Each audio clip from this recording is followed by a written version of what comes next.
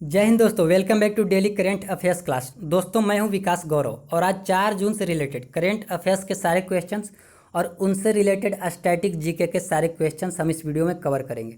तो आप वीडियो को लास्ट तक से देखिएगा और लास्ट में जो क्वेश्चन ऑफ द डे पूछा जाता है, अगर उस प्रश्न का आप सही जवाब बता देते हैं कमेंट्स बॉक्स में, तो नेक्स्ट डे के सेशन के लास्ट में आपका नाम भी अनाउंस किया जाता है।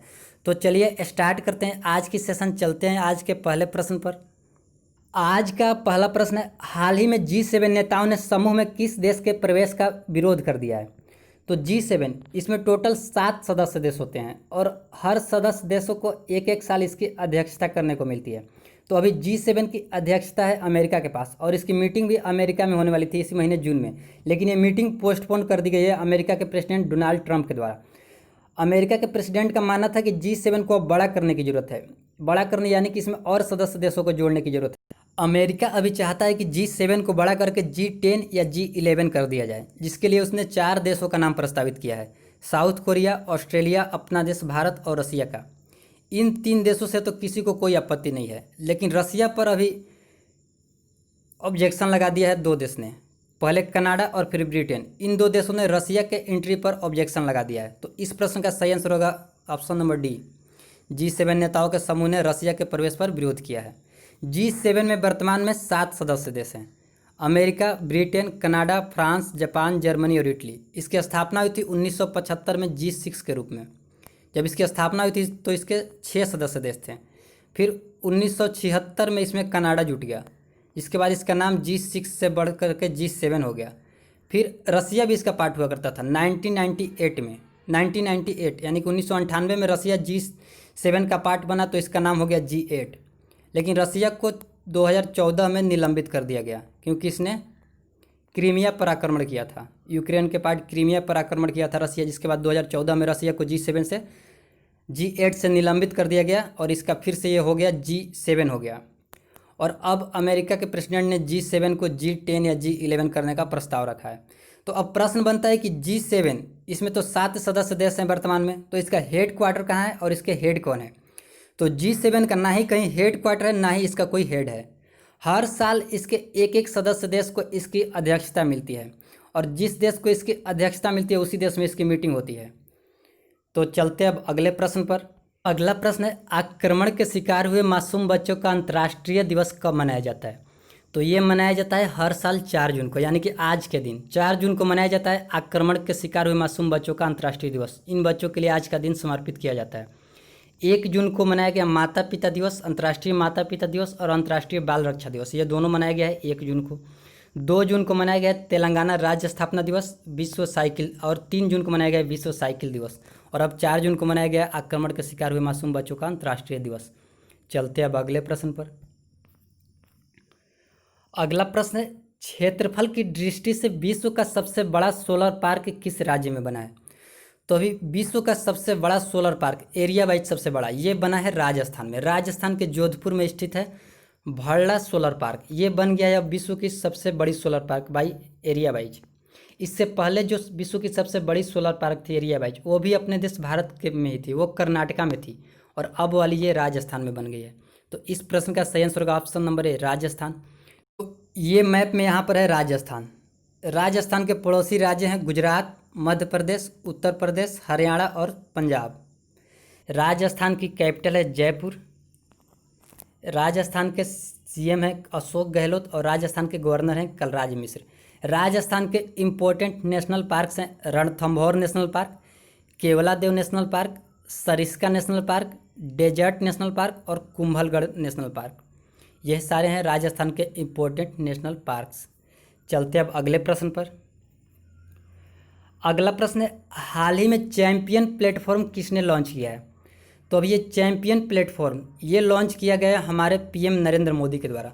अभी नरेंद्र मोदी ने ये प्लेटफॉर्म लॉन्च किया है एमएसएमई व्यापार को सशक्त करने के लिए और उनको मदद पहुंचाने के लिए। एमएसएमई व्यापार यानी कि सूक्ष्म, लघु और मध्यम उद्योग जो कहलाते हैं, जिसे हम बोलते हैं micro, small and medium enterprises. और इसी उद्योग को सशक्त बनाने के लिए चैंपियन पोर्टल लॉन्च किया गया है हमारे प्रधानमंत्री नरेंद्र मोदी के द्वारा, चैंपियन प्लेटफॉर्म। अभी वर्तमान में हमारे एमएसएमई मिनिस्टर हैं नितिन गडकरी। तो अभी इसको लॉन्च किए हैं नरेंद्र मोदी। इस प्रश्न का सही आंसर होगा option number C. Piyush Goyal, यह है हमारे वर्तमान में मिनिस्टर ऑफ रेलवे यानी कि रेलवे मिनिस्टर। प्रकाश जावड़ेकर, यह है पर्यावरण मंत्री। रमेश पोखरियाल निशंक, यह है हमारे एमएचआरडी मिनिस्टर यानी कि मानव संसाधन विकास मंत्री हैं रमेश पोखरियाल। नितिन गडकरी, यह है एमएसएमई मिनिस्टर और प्लस में road transport and highway ministry भी इन्हीं के पास है, नितिन गडकरी के पास ही। चलते अब अगले प्रश्न पर। अगला प्रश्न है, हाल ही में मौसम वैज्ञानिकों ने चक्रवाती तूफान निरगस को किन दो राज्यों से टकराने की चेतावनी दी है? तो अभी कुछ दिन पहले ही आया था अम्फान तूफान, जो कि आया था वेस्ट बंगाल में। वेस्ट बंगाल में वो बहुत ज़्यादा प्रभावित करके अभी चला गया और उसका भी प्रभाव अच्छे से ख़त्म नहीं हुआ कि एक नया तूफान आ गया है, निरगस तूफान। इसका नाम निरगस रखा गया था बांग्लादेश के द्वारा, और निरगस का मतलब होता है प्रकृति यानी कि नेचर। तो ये तूफान आने की अभी सूचना मिली है महाराष्ट्र और गुजरात में। महाराष्ट्र और गुजरात की ओर ये तूफान बढ़ रहा है। ये आया है अरब सागर में। और अम्फान तूफान आया था बे ऑफ बंगाल में। जो हिंद महासागर या बे ऑफ बंगाल में तूफान आती है, वो तूफान ज़्यादा मजबूत मानी जाती है, उससे ज़्यादा हानि होती है कंपेरिजन तो जो अरबियन सी में आती है। तो ये आ रही है अरबियन सी में निरगस तूफान। अभी निरगस तूफान ये टच करने वाली है महाराष्ट्र और गुजरात को। अम्फान तूफान जो आई थी वो प्रभावित की थी पश्चिम बंगाल और उड़ीसा को। और पिछले साल भी दो तूफान आई थी, एक फानी और एक तितली। फानी तूफान ये आई थी आंध्र प्रदेश और उड़ीसा में, और तितली तूफान भी आई थी आंध्र प्रदेश और उड़ीसा में। फानी का नाम फानी दिया था बांग्लादेश ने, और इस निरगस तूफान का भी नाम दिया है बांग्लादेश ने, इसको नामकरण किया है। अम्फान तूफान, इसका नाम अम्फान रखा था थाईलैंड ने, और तितली तूफान इसका नाम रखा गया था पाकिस्तान के द्वारा। पाकिस्तान ने तितली तूफान नाम रखा था तितली तूफान का। तो अब चलते हैं अब अगले प्रश्न पर। अगला प्रश्न है, यूनाइटेड किंगडम में भारत के नए उच्चायुक्त कौन बने? तो कल 3 जून को भारत में 4 नई अपॉइंटमेंट्स हुई है, जिसमें सबसे इम्पोर्टेंट हैं गायत्री कुमार। ये बन गई है यूनाइटेड किंगडम में भारत के उच्चायुक्त गायत्री कुमार। इस प्रश्न का सही आंसर ऑप्शन नंबर ए, ये हैं गायत्री कुमार। सुशील सिंघल जो ऑप्शन नंबर सी में है, ये भी उच्चायुक्त बने हैं पपुआ न्यू गिनी में। 2 उच्चायुक्त बने हैं हाई कमीशन, और 2 एम्बेसडर बने हैं ये दोनों। रवीश कुमार फिनलैंड में भारत के एम्बेसडर बने हैं, और सीबी जॉर्ज ये बने हैं कुवैत में भारत के एम्बेसडर।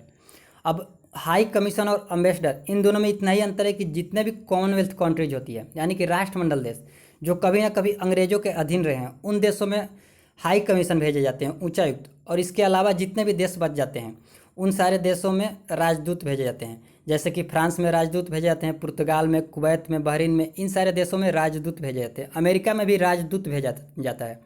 जबकि बांग्लादेश, श्रीलंका,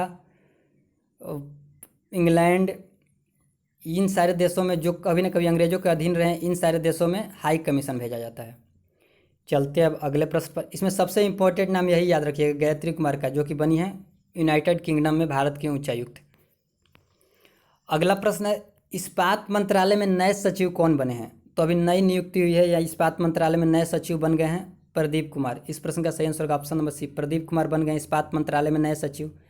इसके अलावा अभी जितने भी यहाँ पर नाम दिख रहे हैं इस सबकी न्यू अपॉइंटमेंट है, पिछले महीने हुई थी। गिरधर अरमाने ये बन गए थे ministry of road transport and highway में सेक्रेटरी बने थे। अजय ट्रिकी ये बन गए थे महिला एवं बाल विकास मंत्रालय में सचिव। अरविंद कुमार शर्मा ये बन गए थे सूक्ष्म लघु और मध्यम उद्योग के सचिव अरविंद कुमार शर्मा। और मनोज आहूजा बने थे सीबीएसई के चेयरमैन। अगला प्रश्न है, आईआईएफएल फाइनेंस के पहले ब्रांड एम्बेसडर कौन बने हैं? तो अभी आईआईएफएल फाइनेंस ये है एक कमर्शियल कंपनी अपने देश की, और इसके अभी ब्रांड एम्बेसडर बन गए हैं रोहित शर्मा। आईआईएफएल की फुल फॉर्म होती है इंडिया इन्फ्लाइन फाइनेंस लिमिटेड। इसकी स्थापना हुई थी 1995 में। इसका हेडक्वार्टर है मुंबई में, और इसके संस्थापक थे निर्मल जैन। वर्तमान में आईआईएफएल के चेयरमैन हैं बालाजी वासुदेवन, और इसके ब्रांड एम्बेसडर बन गए हैं रोहित शर्मा। अभी सबसे ज़्यादा ब्रांड के एम्बेसडर हैं विराट कोहली, वो हैं Google Duo, Mobile Premier League, Puma, Hero Moto Corps, Colgate, Audi India, Manyavar, American Tourist, Uber India, इन सब के ब्रांड। अगला प्रश्न है, भारतीय कुश्ती महासंघ ने खेल रत्न के लिए किसका नाम भेजा है? तो अभी राष्ट्रीय खेल पुरस्कार के लिए नॉमिनेशन चल रही है, जिसमें भारत के जितने भी खेल संघ हैं सभी अपने अपने खिलाड़ियों का नाम भेज रहे हैं। तो अभी भारतीय कुश्ती महासंघ ने विनेश फोगाट का नाम भेजा है खेल रत्न के लिए, और साक्षी मलिक का अर्जुन पुरस्कार के लिए। इन दोनों का नाम भेजा गया है भारतीय कुश्ती महासंघ यानी कि रेसलिंग फेडरेशन ऑफ इंडिया के द्वारा। अभी अंजुम मौदगिल, इनका भी नाम भेजा गया है खेल रत्न के लिए शूटिंग फेडरेशन के द्वारा। रानी रामपाल, इनको भी नाम भेजा गया है खेल रत्न के लिए। ये है हमारी हॉकी की कैप्टन रानी रामपाल, इनका नाम भेजा गया है हॉकी इंडिया की तरफ से खेल रत्न के लिए। और रोहित शर्मा, इनका नाम भेजा गया है बीसीसीआई की तरफ से। यानी कि जो option number B C D E, ये चारों नाम दिख रहे हैं, इन चारों नामों का नॉमिनेशन किया गया है खेल रत्न 2020 के लिए। और साक्षी मलिक का नाम नॉमिनेट किया गया है अर्जुन पुरस्कार के लिए। 2019 में खेल रत्न 2 व्यक्तियों को मिला था, 2 खिलाड़ियों को। बजरंग पुनिया, इनको कुश्ती के लिए, और दीपा मलिक, ये हैं पारा एथलेटिक, इनको मिला है पारा एथलेटिक्स में 2019 का खेल रत्न। ये हैं विनेश फोगाट, और इनका नॉमिनेशन किया गया भारतीय कुश्ती महासंघ के द्वारा। विनेश फोगाट ये 53 केजी भार वर्ग की वर्तमान में दुनिया की तीसरी नंबर की खिलाड़ी, यानी कि इनकी रैंकिंग 3rd रैंकिंग है दुनिया में 53 किलोग्राम भार वर्ग की कुश्ती में। ये 2014 की कॉमनवेल्थ गेम जो हुई थी राष्ट्रमंडल खेल, उसमें भी गोल्ड मेडल जीती थी। 2018 के राष्ट्रमंडल खेल और एशियन गेम, इन दोनों में गोल्ड मेडल जीती थी। ये थी आज के करेंट अफेयर्स के सेशन की लास्ट क्वेश्चन। अब हम चलते हैं क्विज पर। पहले हम देख लेते हैं कल मैंने जो क्वेश्चन आपसे पूछा था। कल मैंने आपसे पूछा था कौन विश्व में सबसे अधिक वेतन पाने वाले एथलीट बन गए हैं। तो इस प्रश्न का सही जवाब होगा option number A, Roger Federer. अभी रोजर फेडरर बन गए हैं विश्व के सबसे अधिक वेतन पाने वाले एथलीट। इनकी सालाना कमाई हो गई है 106.3 मिलियन US डॉलर। और इन्होंने क्रिस्टियानो रोनाल्डो और मेसी, इन दोनों को पीछे छोड़ दिया है। तो इस प्रश्न का सही आंसर होगा option number A, Roger Federer. और इस प्रश्न का जिन जिन लोगों ने सही आंसर बताया था उनके नाम है अक्षय कुमार, पीयूष गुप्ता, आरिफ हुसैन, जी सिंह, मनीष रॉय, दीपेंद्र सिंह, तुषार सिंह, आलोक तिवारी, आशीष अजीत, चंदन सिंह, गोपाल कुमार, राजकुमार, आकाश ठाकुर, आदित्य कुमार, शुभम सिंह, राहुल कुमार, बच्चू बाबू, पीके, दलवीर खटना, रोहित चौहान, विकास कुमार, अंकित कुमार, अमन लोहार मिस्त्री, रोहित कुमार, रूपेंद्र, दिग्विजय सिंह बिष्ट, उमेश कुमार, महेश कुमार, सीटू शर्मा, अंकुर यादव, संतोष मंडल, आदिल हुसैन और शुभम कुमार। इन सारे लोगों ने कल के प्रश्न का सही आंसर दिया था रोजर फेडरर। अब हम चलते हैं क्वेश्चन ऑफ द डे पर। क्वेश्चन ऑफ द डे आपके स्क्रीन पर है। इस प्रश्न का अगर आप सही जवाब देते हैं तो कल के सेशन के लास्ट में आपका भी नाम अनाउंस किया जाएगा। प्रश्न है आंध्र प्रदेश से अलग होकर तेलंगाना एक अलग राज्य कब बना था, ये आपको बताना है। आंध्र प्रदेश से अलग होकर तेलंगाना राज्य कब बना था। आपके पास ऑप्शन है 1 जून 2014, 2 जून, 3 जून, 4 जून। कब बना था आपको बताना है इस प्रश्न का जवाब कमेंट्स बॉक्स में। तो यहीं पे आज के करेंट अफेयर की सेशन को ख़त्म करते हैं। अब मिलते हैं हम कल फिर 5 जून के करेंट अफेयर्स के सेशन में। अगर ये वीडियो आपको अच्छी लगी होगी तो इस वीडियो को आप लाइक कर दीजिएगा, एक बार इस वीडियो को लाइक कर दीजिए। फिर मिलते हैं अब कल के करेंट अफेयर्स के सेशन में। तब तक के लिए आप घर पर रहिए, सुरक्षित रहिए, पढ़ते रहिए। Take care.